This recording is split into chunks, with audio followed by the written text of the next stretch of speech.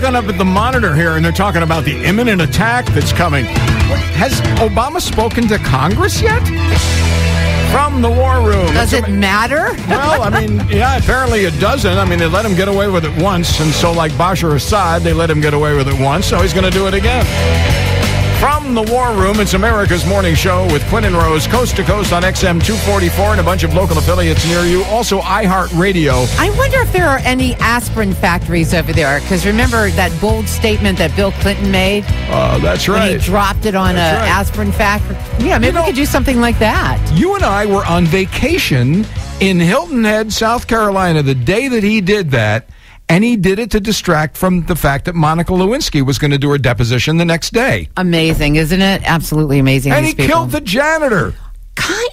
In Syria, aren't the enemies of America fighting the enemies of America? Pretty much. Enemies of America over there? Yeah. Well, but the Saudis are on the rebel side, and we all know who paid for Obama's education. So, Well, today I'm happy to tell you that we were able to make contact with someone in Egypt.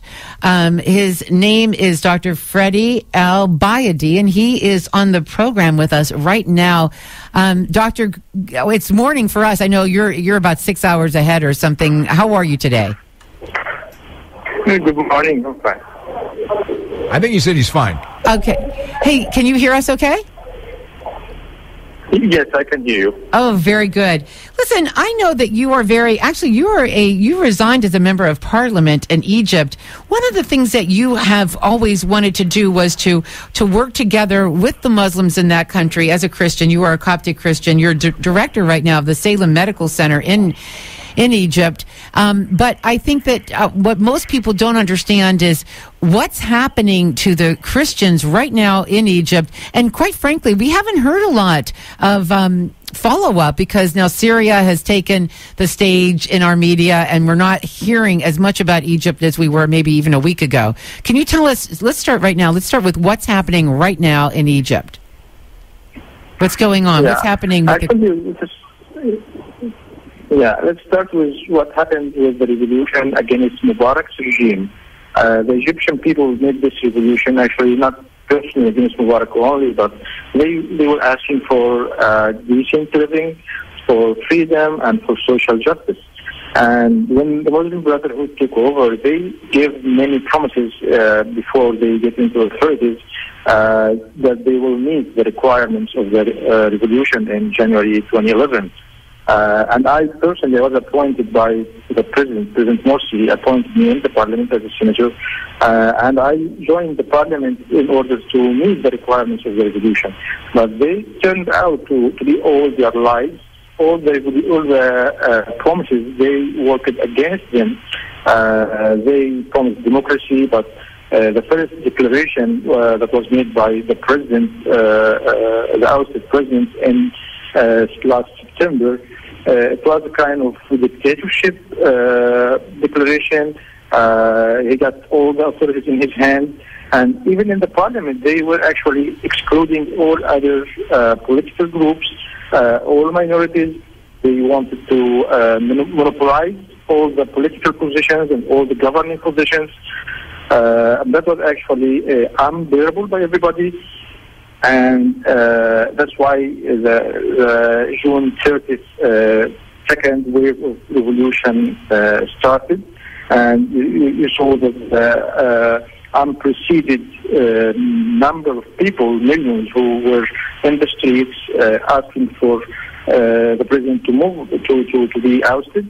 And actually, we were calling at the beginning in the parliament to have an early election. We didn't want him to be ousted, but just to call for an early election. And maybe he can run again if he still has, as he says, that he has popularity. Let him run again in elections. But what the Muslim Brotherhood are trying to picture to everybody that it's a military coup. I know it's not a purely democratic process, the move of the military, but actually they didn't leave any other chance. They were planning to control everything, that will stay there forever. It's the same as their sister group Hamas in Gaza. They came into elections in 2006, and they didn't move, and they will not move away. And it's the same policy they were trying to stay there forever. So the move of the military, though it's not a democratic move, but it was actually the only option available to change this government, which was actually going to destroy the country in a way or another. The president, in his last statement, he was calling for a civil war when he actually called his supporters to go on the streets and to defend the legitimacy of the president by lives and by blood. He was calling for bloodshed.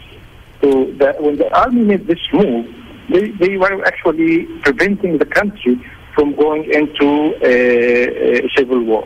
Well, Christians, of course, in the country. You said something. You said something very interesting. You said that it's the Muslim Brotherhood that's trying to portray this movement as a military coup. And one of the things I've been maintaining is that just because the military acted to restore order does not mean it's a military coup. Or that they initiated anything. Right. It's only a military coup when the military actually seizes control of the government and governs. Yeah, you're huge right. And actually, the people, the millions who went supporting this military action, they are not calling for military governing of the country. We don't want the military to govern the country. But the only force or power that was able to move these group of people who were destroying the country was only the military who were able to do this. The elections would not bring them into, would not bring a democratic process. They would not allow a chance to be removed by any elections. And I actually quote a statement by a Sudanese writer who said that democracy is about more than a ballot box. Democracy is a culture engraved upon the cerebral box before it is in the ballot box. So this is how it went. Christians in Egypt paid the price because they were actually threatening the military and the actions during their sit-in, which took more than 45 days.